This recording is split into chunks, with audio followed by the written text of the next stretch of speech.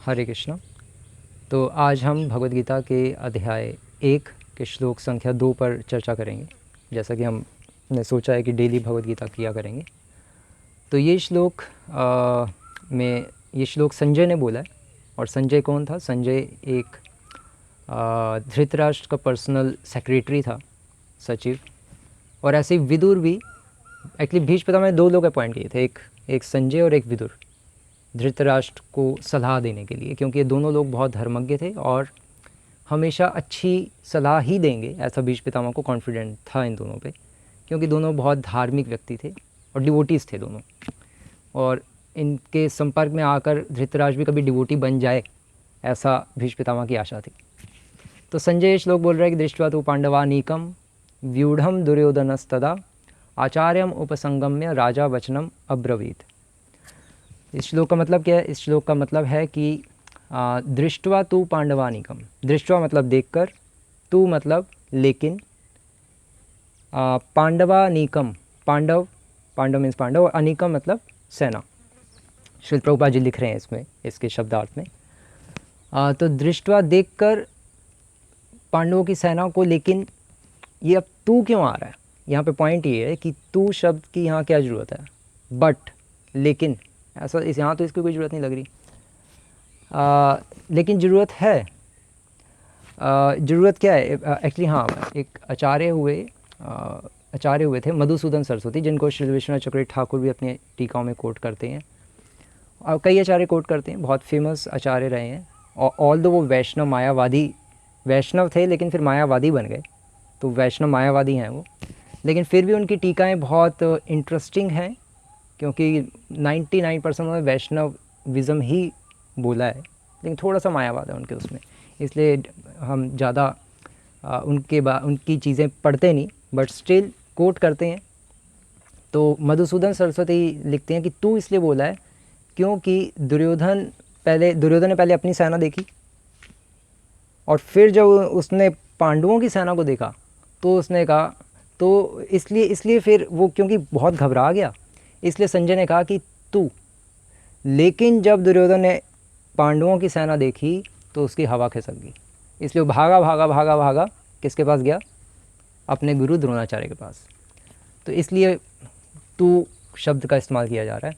दृष्ट्वा तू पांडवानीकम, पांडवों की सेना को देखकर, व्यूढ़म दुर्योधनस्तदा, पांडवों की सेना की व्यू रचना को देखकर, व्यूढ़ मतलब व्यू रचना को देखकर, व्यूढ़म दुर्योधनस्तदा, दुर्योधन कहाँ गया? तदा मतलब तब, दुर्योधन गया, कहाँ गया?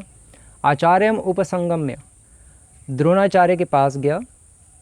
आचार्यम उपसंगम्य राजा वचनम अब्रवीत, और द्रोणाचार्य को अब यहाँ पर राजा कहा गया है, और सॉरी, दुर्योधन को यहाँ पे अब राजा कहा गया कि राजा वचनम अब्रवीत, कि राजा जो दुर्योधन है उसने द्रोणाचार्य को ये शब्द कहे। ऐसा क्यों कहा?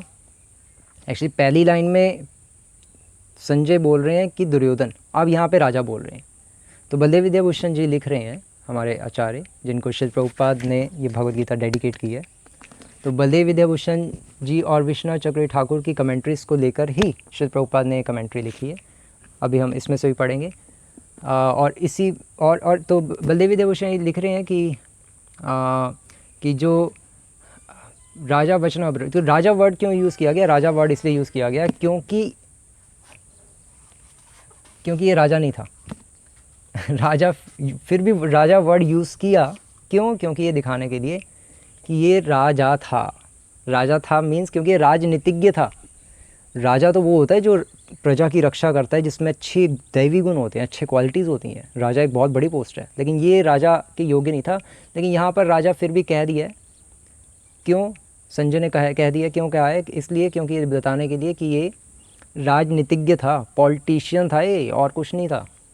इसलिए राजा वर्ड यूज़ किया, क्योंकि पहली लाइन में तो दुर्योधन वर्ड यूज़ किया, फिर एकदम से राजा कैसे आ गया? तो ये बलदेव विद्याभूषण लिख रहे हैं। और तो ये इसमें और इसमें ये पहला पॉइंट, एक पॉइंट ये भी है एक्चुअली इसमें कि भीष्म पितामह के पास नहीं गया दुर्योधन, सीधा द्रोणाचार्य के पास चला गया। ऑल्दो जो पूरा युद्ध करने की जो हिम्मत थी वो दुर्योधन को भीष्म पितामह के कारण ही मिल रही थी, क्योंकि भीष्म पितामह उसकी साइड थे, इसलिए उसको पूरा विश्वास था कि भाई हम तो युद्ध जीत जाएंगे। लेकिन लेकिन फिर भी वो द्रोणाचार्य के पास गया। क्यों? पहला पॉइंट क्योंकि वो सेनापति थे कौरवों के, लेकिन और दूसरा मेन पॉइंट ये भी था क्योंकि वो उसको भीष्म पितामह पर एक इंटरनली इतना फेथ नहीं था, क्योंकि उसको हमेशा लगता था कि ये पांडवों की साइड लेंगे ही लेंगे, इसलिए इनको कहने का कोई फ़ायदा ही नहीं, इनसे डिस्कस करने का भी कोई फ़ायदा ही नहीं। वो हमेशा उसका माइंड ये चलता ही रहता था, इसलिए वो सीधा द्रोणाचार्य पास ही चला गया और फिर उसने आगे शब्द कहे। और श्रील प्रभुपाद जी लिख रहे हैं कि उसने राजा को बताया कि उसका पुत्र दुर्योधन पांडवों की सेना को देखकर तुरंत अपने सेनापति द्रोणाचार्य के पास गया। यद्यपि दुर्योधन को राजा कहकर संबोधित किया गया है, तो भी स्थिति की गंभीरता के कारण उसे सेनापति के पास जाना पड़ा। राजा कहकर संबोधित किया गया है, वैसे वो राजा नहीं है, प्रभुपाद जी भी कह रहे हैं अगर आप ध्यान से पढ़े तो ये कुछ पॉइंट्स हैं इसमें। दृष्टवा तु पांडवानीकम व्यूढ़म दुर्योधनस्तदा आचार्यम उपसंगमे। हाँ, एक्चुअली एक और मेन पॉइंट बहुत आ रहा है इसमें कि आचार्यम उपसंगम्य, कि राजा ये जो दुर्योधन है ये द्रोणाचार्य के पास गया। क्यों गया? तो बलदेव विद्याभूषण जी व हाँ श्रील प्रभुपाद जी भी लिख रहे हैं, श्रील प्रभुपाद ने बलदेव विद्याभूषण की कमेंट्री से ही लिए हैं पॉइंट्स। प्रभुपाद जी लिख रहे हैं कि यद्यपि दुर्योधन को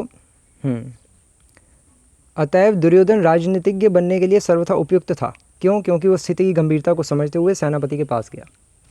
राजा थोड़ी ना कभी इधर उधर जाता है, लेकिन वो फिर भी गया। क्यों गया? राजा तो खुद बुला सकता है, सेनापति इधर आओ, क्या चल रहा है भाई, ये कैसे इसको संभालना है लेकिन वो खुद गया दुर्योधन। क्यों? तो बलदेव विद्याभूषण लिख रहे हैं कि एक्सटर्नली तो वो दिखा रहा था कि मैं अपने गुरु की रिस्पेक्ट करता हूँ, इसलिए मैं उनके पास चल के जा रहा हूँ, लेकिन इंटरनली वो क्या सोच रहा था? इंटरनली सोच रहा था कि भाई, इंटरनली उसकी हवा खिसक गई थी और कुछ नहीं, उसकी सिट्टी पुट्टी गुल हो गई थी। उसको कुछ समझ नहीं आ रहा था कि पांडवों की ये जो इतनी सुंदर व्यू रचना है उसको कैसे तोड़ा जाए, उसको कुछ समझ नहीं आता। इसलिए भागा भागा डर के मारे द्रोणाचार्य के पास गया, जिसने उनको बचपन से सिखाई थी चीज़ें। तो डर के मारे गया, लेकिन एक्सटर्नली वो दिखा रहा था कि मुझे अपने क्योंकि गुरु की रिस्पेक्ट है, इसलिए मैं उनके पास जा रहा हूँ विचार विमर्श करने। तो बहुत पॉलिटिशियन था, मतलब इसलिए राजा कहा जा रहा है। तो ये कुछ पॉइंट्स हैं। अब आप श्रील प्रभुपाद के पॉइंट्स पढ़ेंगे तो अब आपको ये चीज़ें समझ आएगी, और जब श्लोक भी पढ़ेंगे। हरे कृष्णा। श्रील प्रभुपाद की जय।